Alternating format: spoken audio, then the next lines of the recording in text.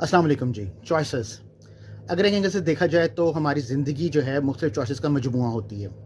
Right from the beginning इंसान के पैदा होने से लेके मौत की आगोश तक इंसान के पास मुख्तलिफ़ चॉइसेस आती हैं और इंसान को उन चॉइसेस के ऊपर डिसीजन लेना होते हैं। जब बच्चा पैदा होता है या तो उसको गर्म दूध पसंद है या ठंडा दूध पसंद है। कुछ बच्चों को है वो नमकीन पसंद है, कुछ को मीठा पसंद है। जब स्कूल में जाते हैं तो अपनी मर्ज़ी के दोस्त बनाते हैं। कुछ सब्जेक्ट्स अच्छे लगते हैं, कुछ सब्जेक्ट्स बुरे लगते हैं। साइकिल चलाना सीखते हैं, मोटरसाइकिल चलाना सीखते हैं, फिर गाड़ी चलाना सीखते हैं। फिर हमें ट्रैफ़िक के कवानीन की पासदारी करनी होती है। माशरती कवानीन के ऊपर अमल दरामद करना होता है। कुछ जगहों पे हमारी मनमानी चल जाती है, कुछ पे हमारी मनमानी नहीं चलती।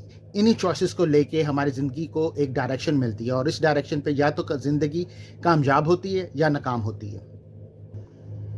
आज हमारा मुल्क फिर एक मुश्किल मोड़ पर खड़ा है, जहाँ पर हमारे हुक्मरानों के पास, हमारे सियासतदानों के पास और अवाम के पास मुख्तलिफ़ चॉइसेस हैं। अब हमारा फ्यूचर, हमारा मुस्तकबिल जो है इन्हीं चॉइसेस पर राइट डिसीजन लेने पे मुनहसर करता है। डॉक्टर जेन गोडॉल जो एक ब्रिटिश खातून हैं, एनवायरमेंटलिस्ट भी और वाइल्ड लाइफ कंजर्वेशनिस्ट भी हैं। इन्होंने 1990s के अंदर बहुत काम किया अफ्रीका के अंदर और उसके बाद नेशनल ज्योग्राफिक सोसाइटी वालों ने और वर्ल्ड लाइफ वालों ने उनको बहुत नवाजा, बहुत इज़्ज़त दी। यहाँ तक कि जितनी भी बड़ी बड़ी यूनिवर्सिटीज़ हैं वहाँ पे उनकी रिसर्चेस को जो है करिकुलम का जो है हिस्सा बना दिया गया। इन 2003 के अंदर वो वापस गई अपना प्रोजेक्ट देखने के लिए, तो शी फाउंड आउट कि वहाँ पे उसका बहुत बुरा हाल है। डिफॉरेस्टेशन की वजह से लोग वहाँ पे छोड़ के जा रहे हैं, पानी नहीं है और बहुत सी प्रॉब्लम्स हैं वहाँ पे। इन 2003 के अंदर वो वापस अफ्रीका गई अपना प्रोजेक्ट देखने के लिए और जब वहाँ पे पहुँची एंड शी फाइंड आउट कि वहाँ पे बहुत ज़्यादा बदहाली फैल चुकी हुई है। लोग जो हैं वो छोड़ के जा रहे हैं, डिफॉरेस्टेशन हो चुकी हुई, पानी का बहुत मसला और बड़े मसले मसाइल हैं वहाँ पे। इस वक्त वो उस पोजीशन के ऊपर थी कि अगर चाहती तो वर्ल्ड वाइल्ड लाइफ जैसे इदारे, नेशनल ज्योग्राफिक जैसे इदारे उनकी हेल्प करते। वो एक नया प्रोजेक्ट स्टार्ट करती, अपना पैसा लेती और 3-4 साल वहाँ पे काम करती, रिपोर्ट बनाती, उसको सबमिट करती और बात ख़त्म हो जाती। लेकिन उन्होंने यूँ नहीं किया। इंस्टेड कि वो उनसे हेल्प लेती, उन्होंने लोकल अथॉरिटीज़ के साथ मिल के काम स्टार्ट करना शुरू किया। कुछ लोगों को जो लोकल थे उनको ऑन बोर्ड लिया, उनके साथ काम किया। 3-4 साल वहाँ पे बहुत ज़्यादा हार्ड वर्क किया उन्होंने। उसके बाद नेचर ने जो उनको पे बैक करना स्टार्ट किया। जब नेचर ने पे बैक करना स्टार्ट किया तो चीज़ें जो थी वो नॉर्मल रूटीन के ऊपर आना शुरू हो गई और जो ही रूटीन के ऊपर आईं तो वो तमाम चीज़ें जो बर्बाद हो चुकी हुई थी वो रिकवर होना शुरू हो गई। This is what choices are about.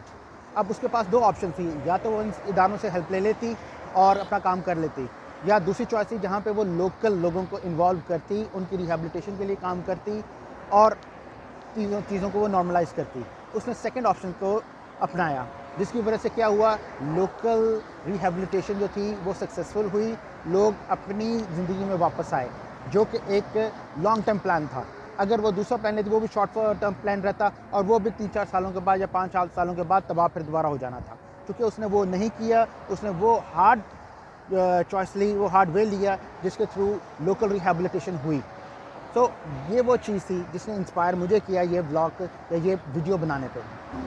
Doctor जेन गोडॉल के इस एक्ट का जो दूसरा इम्पैक्ट हुआ उनकी ज़िंदगी पे वो ये था कि वो दुनिया भर में एक फिनोमिना बन गई। इन 1980s पाकिस्तान का एक कॉन्ट्रैक्ट हुआ था मिडल ईस्ट और गल्फ़ कंट्रीज़ के साथ लेबर प्रोवाइड करने का, जो उनको लेबर प्रोवाइड की भी गई थी। हमारे साथ इंडिया ने भी ये कॉन्ट्रैक्ट किया था और वहाँ से भी बहुत से लोग जो थे ना वो लेबर जो थे ना वो वहाँ पे गई थी काम करने के लिए। ओवर द टाइम अगर आज 2023 के अंदर देखा जाए तो इंडियन कम्युनिटी जो है वो आपको सरकारी महकमों में मिलेगी, प्राइवेट सेक्टर्स में मिलेगी, हायर मैनेजमेंट्स में मिलेगी, मिडिल मैनेजमेंट्स में नहीं मिलेगी, सेल्स में मिलेगी, बैंकिंग इंडस्ट्री के अंदर मिलेगी, हर जगह पे मिलेगी, लेबर में भी मिलेगी। और पाकिस्तानी अवाम जो है वो आपको सिर्फ और सिर्फ 80 to 90% वो लेबर में मिलेगी। रीज़न, चॉइसेस उनके पास, इंडिया के पास भी थी, चॉइसेस हमारे पास भी थी। हमने सिर्फ चॉइसेस वो इस्तेमाल की जहाँ पे हमारी पब्लिक जो थी, हमारी जो अवाम थी वो सिर्फ लेबर की लेबर ही रह गई, जबकि उनके पास भी चॉइसेस थी। उन्होंने उस चॉइसेस को इस्तेमाल किया और अपनी अवाम को हर सेक्टर तक पहुँचाया। बेंगलुरु इंडिया आज सिलिकॉन सिटी बन चुका हुआ है। हैदराबाद दक्कन अमेज़ॉन का सेकंड होम बन चुका हुआ है। यहाँ तक कि उन्होंने अपनी फ़र्स्ट फ़्लाइट जो थी वो हैदराबाद दक्कन से स्टार्ट की। और जबकि पाकिस्तान को अगर देखा जाए वो हर मरतबा की तरह आज भी डिफ़ॉल्ट के सरहाने जो है वो विराजमान है। तमाम स्कूलों में भी एक अरसे तक यही पढ़ाया गया कि at the time of independence 1947 जो एसेट्स थी उसके इक्वल डिस्ट्रीब्यूशन नहीं हुई, जिसके तहत हमें हमारे एसेट्स प्रॉपर जो थे वो नहीं मिले, जिसकी वजह से हम पीछे रह गए।